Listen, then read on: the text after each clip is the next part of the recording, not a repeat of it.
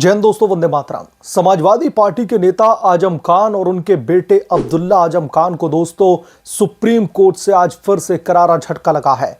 Passport बनवाने के लिए फर्जी दस्तावेजों का इस्तेमाल करने के आरोप में दर्ज एफआईआर को रद्द करने की अब्दुल्ला की याचिका को कोर्ट ने सिरे से खारिज कर दिया है। जस्टिस एम सुंदरेश और जस्टिस प्रशांत कुमार मिश्रा की बेंच ने साफ शब्दों में कहा है कि ट्रायल अब पूरा हो चुका है और अब सुप्रीम कोर्ट का दखल इसमें अनुचित होगा। जस्टिस सुंदरेश ने तीखी टिप्पणी की, ट्रायल कोर्ट पर भरोसा रखिए, जब ट्रायल पूरा हो चुका है तो फिर हमें क्यों अब इसमें दखल देना चाहिए। दोस्तों, यह फैसला न सिर्फ आजम खान के परिवार के फर्जीवाड़े को सबक सिखाता है, बल्कि समाजवादी पार्टी के परिवारवाद और अखिलेश यादव की सियासत पर भी बड़ा सवाल खड़ा करता है। क्या यह मुस्लिम वोट बैंक की राजनीति करने वाले नेता अब कानून के सामने घुटने टेक देंगे या फिर अब यह नया ड्रामा रचेंगे? आज की सुनवाई में दोस्तों अब्दुल्ला आजम खान ने कोर्ट में गिड़गिड़ाते हुए अपनी याचिका पर दया की गुहार लगाई, लेकिन बेंच ने कोई भी नरमी नहीं दिखाई। कोर्ट ने स्पष्ट किया कि ट्रायल कोर्ट स्वतंत्र फैसला लेगा और अब दोस्तों हाई कोर्ट के आदेशों से प्रभावित नहीं होगा। यह दोस्तों झटका आजम परिवार के लिए दोहरी मार है। एक तरफ कानूनी हार तो दूसरी तरफ राजनीतिक कलंक। सुप्रीम कोर्ट ने जोर देकर के कहा कि ऐसे मामलों में टॉप कोर्ट का हस्तक्षेप तभी होता है जब स्पष्ट अन्याय हो, न कि फर्जी दस्तावेजों के बचाव के लिए। अब्दुल्ला को अब ट्रायल कोर्ट के फैसले का इंतजार करना पड़ेगा, जहां पर दोस्तों 9 सितंबर 2021 को ही उनके खिलाफ में आरोप तय हो चुके हैं। यह फैसला साफ संदेश देता है कि कानून के सामने कोई भी बड़ा छोटा नहीं, खास करके उन लोगों के लिए जो सत्ता की भूख में कानून तोड़ते हैं। और जब लोअर कोर्ट की तरफ से इस बाबत आरोप ऑलरेडी तय किए जा चुके हैं, तो अब आजम खान के सुपुत्र को जेल जाने से कोई नहीं रोक सकता। आजम खान अभी जेल में एक लंबी पारी खेल करके आए हैं और अब उनके बेटे का भी नंबर लगने वाला है। दोस्तों, यह पूरा मामला उत्तर प्रदेश के रामपुर जिले के सिविल लाइंस थाने में दर्ज एफआईआर से जुड़ा है। आरोप है कि अब्दुल्ला आजम खान ने पासपोर्ट बनवाने के लिए जाली दस्तावेजों का सहारा लिया। उसने अपनी जन्म तिथि 30 सितंबर 1990 दर्ज करवाई, जबकि स्कूल रिकॉर्ड के मुताबिक उसकी जो असली डेट ऑफ बर्थ है वो 1 जनवरी 1993 है। यह 3 साल का फर्जीवाड़ा सिर्फ पासपोर्ट नहीं बल्कि विधानसभा के चुनाव लड़ने के लिए भी इस्तेमाल हुआ है। उसके खिलाफ में आईपीसी की गंभीर धाराएं 420 जो कि धोखाधड़ी के तहत, 467 जाली दस्तावेज बनाना और 468 यानी कि धोखाधड़ी के लिए जालसाजी करना और धारा 471 जाली दस्तावेजों का इस्तेमाल जो है, इन धाराओं के तहत इसके खिलाफ में मामला दर्ज हो चुका है। दोस्तों, ये कोई छोटी चूक नहीं है बल्कि सुनियोजित साजिश है जो आजम परिवार की सियासी चालबाजी को उजागर करती है। रामपुर जैसे संवेदनशील इलाकों से समाजवादी पार्टी का फ्लैगशिप परिवार अब फर्जीवाड़े के चक्रव्यूह में फंसता दिखाई दे रहा है। आजम खान और उसके बेटे अब्दुल्ला की यह हरकत समाजवादी पार्टी के भ्रष्ट चेहरे को आईना दिखाती है।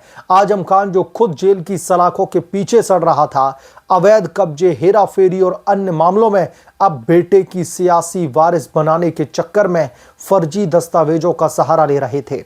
अब्दुल्ला जो पूर्व विधायक रह चुके हैं, कोर्ट में पीड़ित बनकर के गिड़गिड़ाते नजर आए, लेकिन सच्चाई यह है कि यह परिवारवाद का काला अध्याय है। समाजवादी पार्टी में तो खानदानी राज चलता है।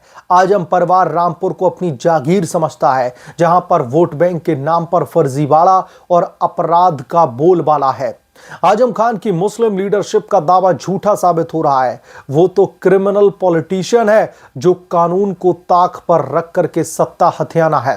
दोस्तों, जब असली डेट ऑफ बर्थ 1993 है तो फिर फर्जी जो है डेट ऑफ बर्थ 1990 क्यों दिखानी है? इसकी वजह साफ है, क्योंकि चुनाव लड़ने के लिए जो एक स्पेसिफिक एज लिमिट होती है उसमें भी बड़े पैमाने पर गड़बड़ झाला किया गया है।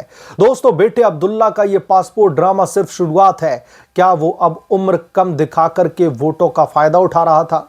यह न सिर्फ कानूनी अपराध है बल्कि लोकतंत्र पर धोखा भी।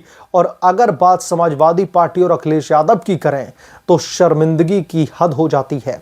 अखिलेश यादव जो सॉफ्ट हिंदुत्व और सामाजिक न्याय का ढोंग रचते हैं, आजम परिवार को कोर वोटर के मान करके संरक्षण देते रहे, लेकिन सुप्रीम कोर्ट का यह फैसला समाजवादी पार्टी की माफिया राजनीति पर एक करारा तमाचा है, एक करारा प्रहार है। अखिलेश यादव ने कभी आजम खान के अपराधों पर चूं तक नहीं की, चाहे वो बुलडोजर कार्रवाई हो या फिर जेल की सजा।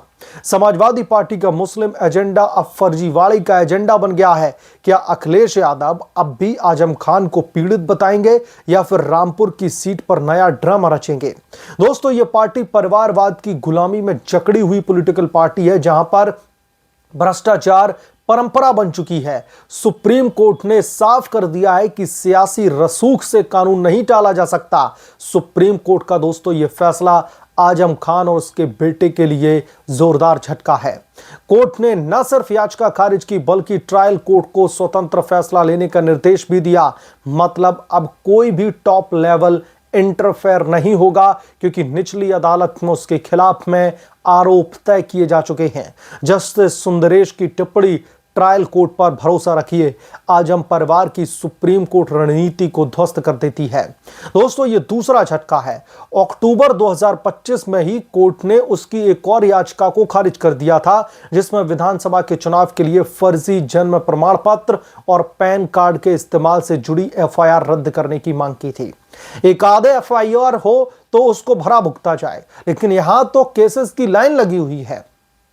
पासपोर्ट में भी फर्जीवाड़ा, जो वोट डालने का जो प्रमाण पत्र बना, जन्म प्रमाण पत्र लगाया, उसमें भी फर्जीवाड़ा।